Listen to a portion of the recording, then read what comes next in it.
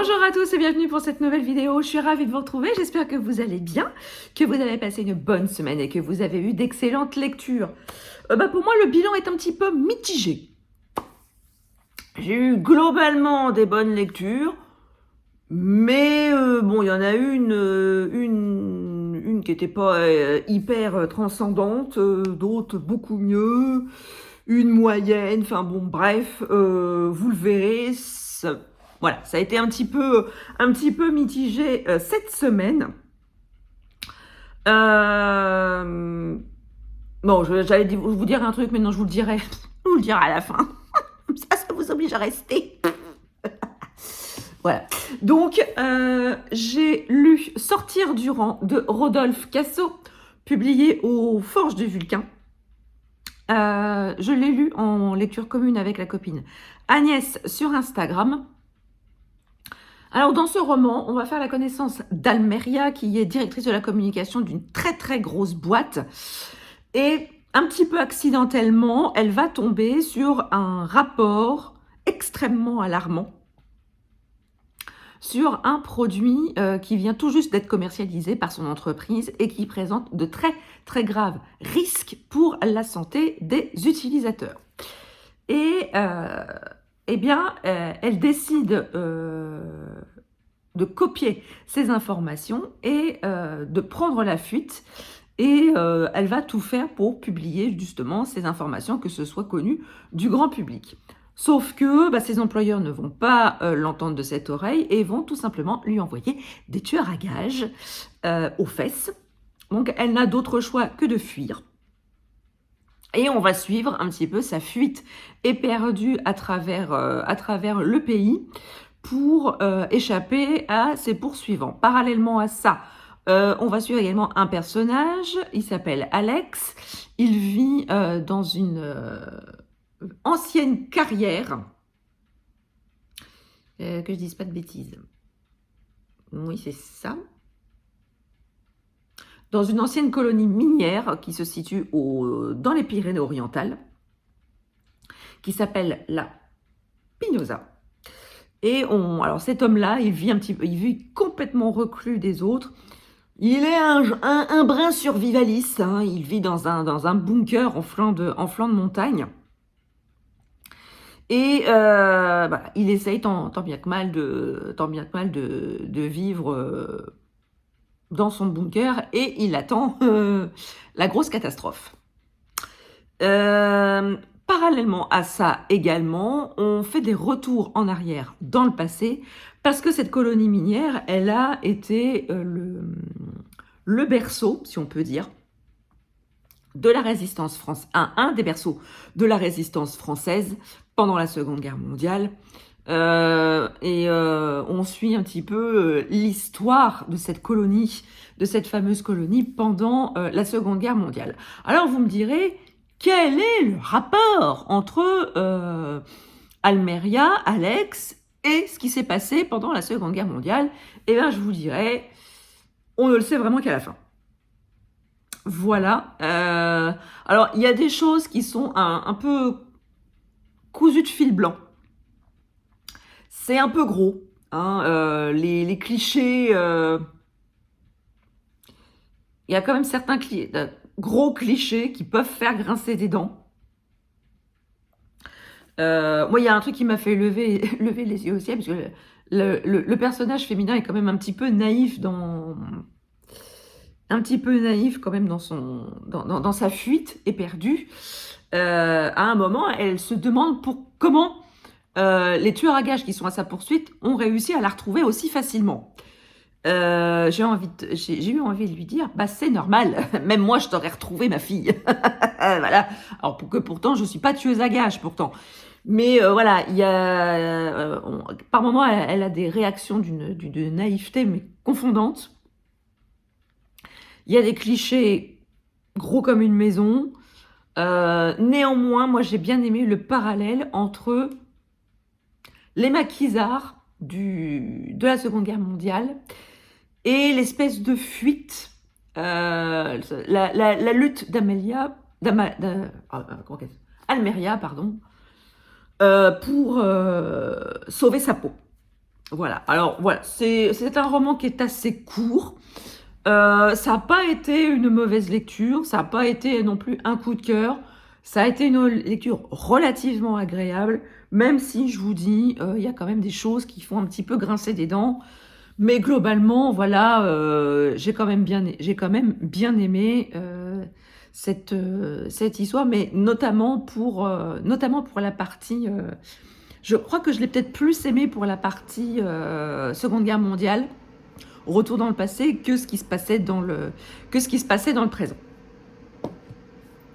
Ensuite, j'ai lu Le murmure des Akapiques de Roxane Bouchard, publié aux éditions Libre Expression. Alors, j'ai lu ce roman dans le cadre du prix des Encres Noires. Je vous ai dit la semaine dernière que j'avais lu Requiem dans le même optique, et du coup, Le murmure des Akapiques faisait également partie de la sélection de ce prix. Alors ici, on est dans le Canada profond, où on va suivre Joaquin Morales, qui est inspecteur de police, fraîchement divorcé, et il accepte de partir faire une balade à ski avec deux de ses collègues. Et l'une d'entre elles va amener un dossier, parce qu'elle est psychologue, et elle amène un dossier qui va un petit peu titiller la curiosité de Joaquin. Un jeune homme de 17 ans s'est fait battre à mort par un assaillant. Et la psychologue va essayer de comprendre les motivations de cette personne pour s'attaquer à ce jeune garçon. Parallèlement à ça, on va suivre Suzanne Lord, qui est une agente de pêche et océan, qui est chargée un petit peu de réguler, de surveiller un petit peu la pêche des loups marins. C'est des gros phoques, grosso modo. Et donc, elle va embarquer sur un bateau de pêche pour surveiller la pêche en direct, j'ai envie de dire. Elle va monter à bord et va accompagner l'équipage pendant cette chasse. Alors, autant vous dire que les gars en présence sur le bateau ne sont pas franchement ravis d'avoir une femme sur le navire. Et en plus de ça, qui plus est, une flic. Donc ça les arrange extrêmement moyennement d'avoir une femme à bord. Mais bon, ils partent quand même et on va les suivre pendant cette chasse. Alors, comment vous dire? Je me suis ennuyée pendant les 2 tiers du roman. Il ne se passe pas grand-chose pendant les 2 tiers du roman. On suit un Joaquin Morales un peu à la dérive. Effectivement, on apprend au tout début du roman qu'il vient tout juste de divorcer avec son épouse. Et cette nouvelle condition de nouvellement célibataire, ça le gêne un petit peu aux encournures. Et on va suivre un petit peu ces apitoiements, ces atermoiements pendant sa balade à ski. On va très vite aussi comprendre qu'il connaît l'agent Lord, qu'il l'a rencontré lors d'une précédente enquête. Parce qu'il faut savoir que ce tome-ci, c'est le tome... Je crois que c'est la 3e enquête de Joaquin Morales. Donc c'est bon.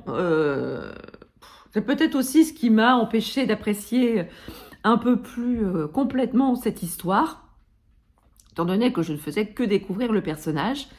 Mais l'action met vraiment les 2 tiers du roman à se mettre en place. Les choses commencent un petit peu à bouger dans le dernier tiers. Mais voilà, ça ne suffit pas, malheureusement, à rattraper les 2 tiers où je me suis ennuyée. La fin arrive extrêmement rapidement, pour un dénouement qui m'a laissé de glace, j'ai envie de dire.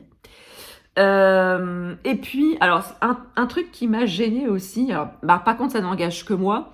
Roxane Bouchard, elle est canadienne. C'est une autrice canadienne et elle a écrit en canadien.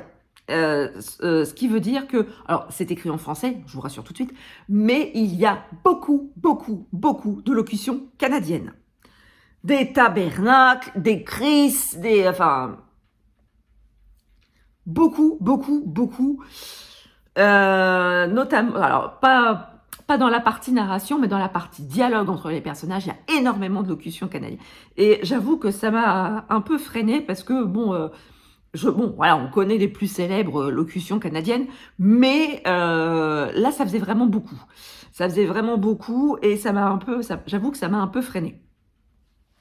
Mais par contre, voilà, si vous, pour les amis canadiens qui me suivent, si vous ne connaissez pas Roxane Bouchard, je vous recommande tout de même de commencer la saga par le premier. Je vous mettrai en bas de la vidéo le titre du premier. Et voilà. Alors, le haka-pique, qu'est-ce que c'est? C'est une arme. C'est un espèce de long manche en bois terminé avec une tête, un espèce de forme de marteau et avec un crochet. J'essaierai de vous mettre une photo de savoir à quoi ça ressemble dans la vidéo. Parce que j'avoue que j'ai quand même appris ce que c'était qu'un haka-pique. Parce que franchement, je ne savais pas ce que c'était. Et ça sert pour la chasse justement aux loups de mer. Les chasseurs canadiens connaissent bien cette arme. Donc voilà, c'était là pour l'instant, là pour le prix des encres noires, pour l'instant sur les 6 titres, j'en ai lu 3 et pour l'instant il y en a qu'un qui m'a vraiment bien plu. Là je suis en train de lire le 4e.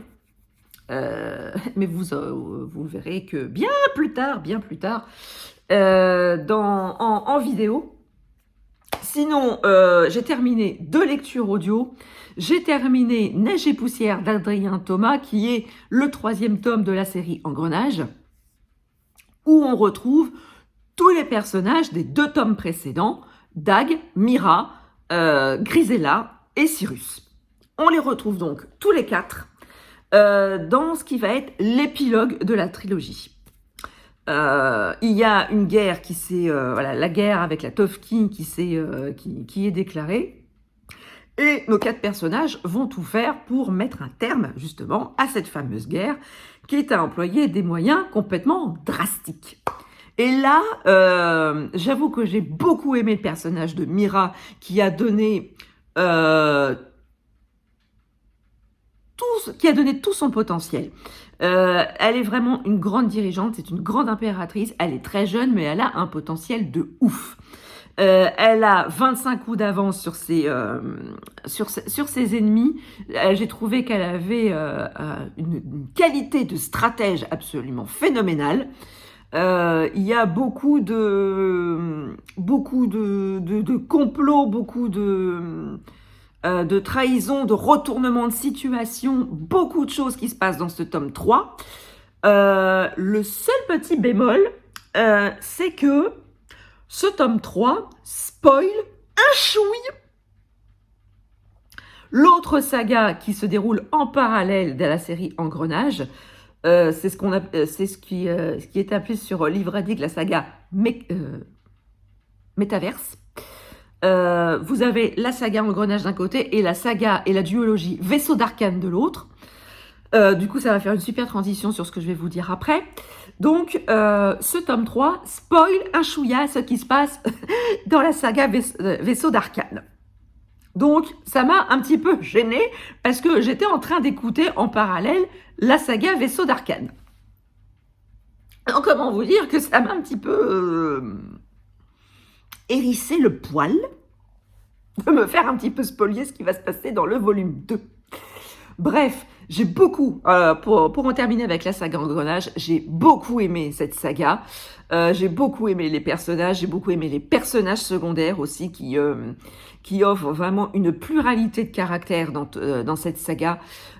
Si vous voulez commencer, voilà, si vous aimez la fantasy, si vous aimez la magie, si vous aimez la mécanique, la mécanomagie, eh ben foncez sur cette saga.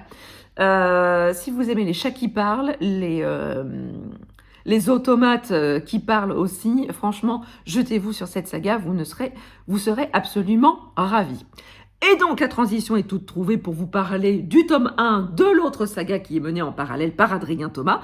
Il s'agit donc de Vaisseau d'Arcane. J'ai écouté le tome 1, Les Hurleuses. Et donc, dans cette duologie, on va plus s'attacher à ce qui nourrit la magie dans la saga Engrenage, c'est l'arcanium. L'arcanium, c'est la matière qui qui permet aux humains d'avoir une grande magie. Et ben, quand l'arcane, cette entité qui produit l'arcanium, frappe un humain, on les appelle les touchés. Et alors, les touchés, mais ce sont aussi des vaisseaux d'arcane, car ils ont en eux toute la puissance, une puissance magique phénoménale. Alors forcément, l'impératrice veut absolument connaître les secrets de l'arcane. Donc elle kidnappe, si on peut dire, les touchés pour pouvoir les étudier. Et donc, dans ce roman, on va suivre l'histoire de Solal, qui est un jeune garçon qui vient tout juste d'être frappé par l'arcane, et sa sœur Soph.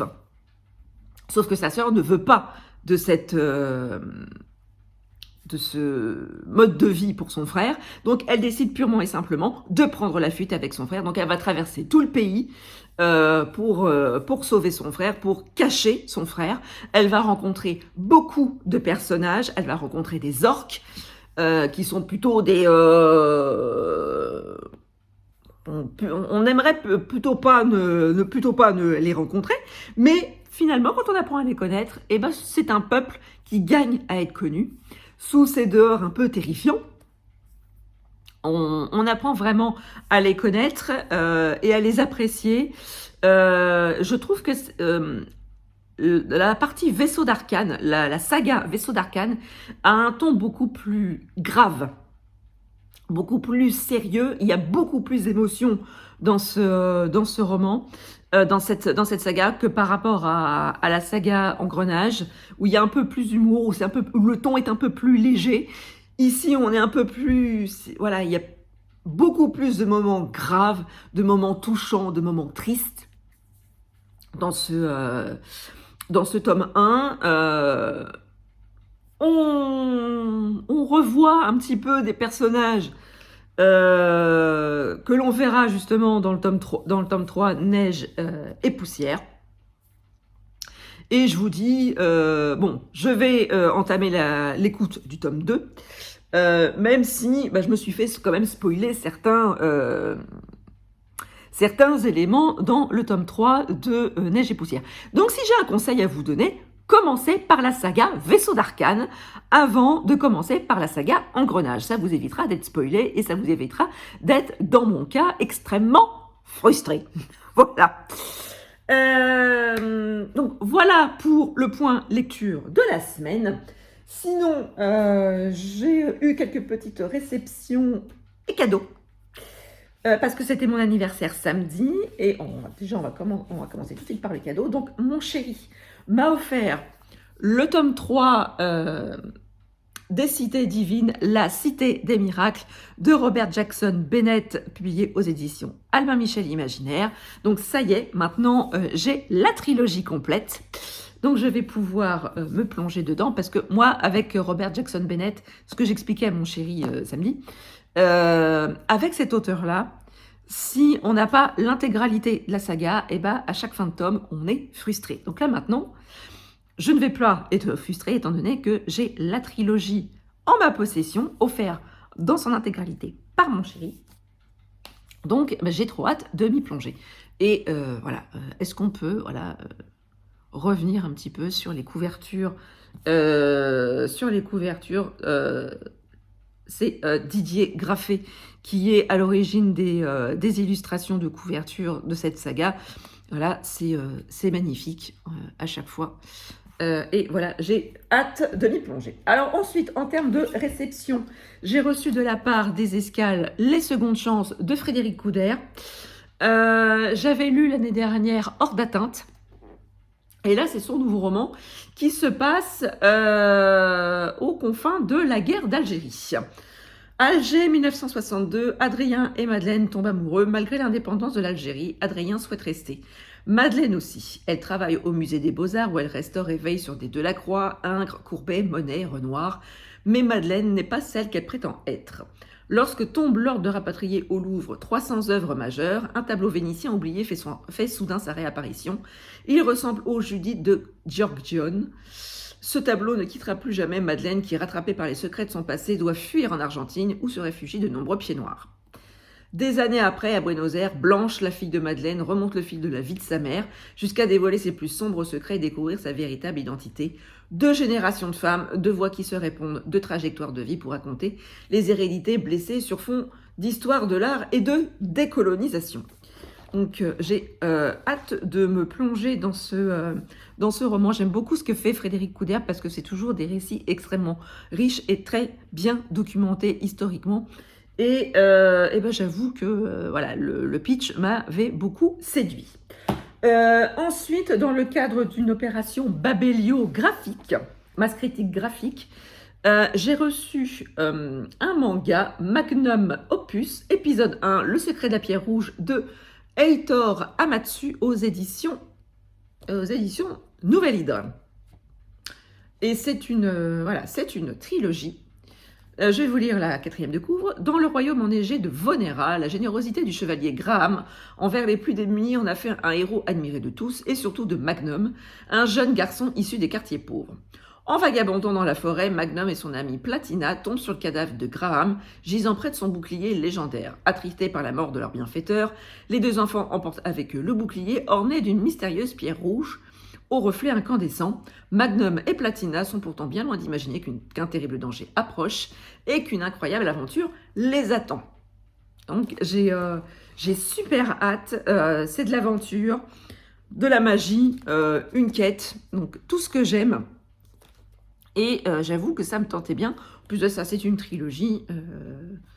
Donc c'est voilà, en termes de série de manga, c'est quand même assez court. Donc si ça me plaît, eh ben je me procurerai la suite. Donc voilà, cette vidéo est à présent terminée. J'espère qu'elle vous aura plu. Alors ça va être, je pense, la dernière vidéo avant 3 semaines. Car je pars en vacances à la fin de la semaine pour 2 semaines. Je pars à l'étranger. J'ai super hâte de partir. Je vais prendre du temps pour moi, me reposer, m'en prendre plein la tête, plein les yeux, me faire beaucoup de souvenirs, profiter. Et donc, il n'y aura pas de vidéo pendant 15 jours. Alors, je sais, vous ne savez pas comment vous allez survivre. Rassurez-vous, ça va passer très vite. Je ne vais même pas vous manquer. C'est la fille qui se la pète un peu. N'importe quoi. Donc voilà, j'espère que cette vidéo vous aura plu. N'hésitez pas à mettre un petit pouce en l'air, à partager votre instant de visionnage et à vous abonner si ce n'est pas encore fait. C'est gratuit, ça fait plaisir et ça ne fait de mal à personne. Sur ce, je vous laisse. Je vous souhaite de très très belles lectures, de très très belles semaines et je vous dis à très bientôt pour une prochaine vidéo. Ciao!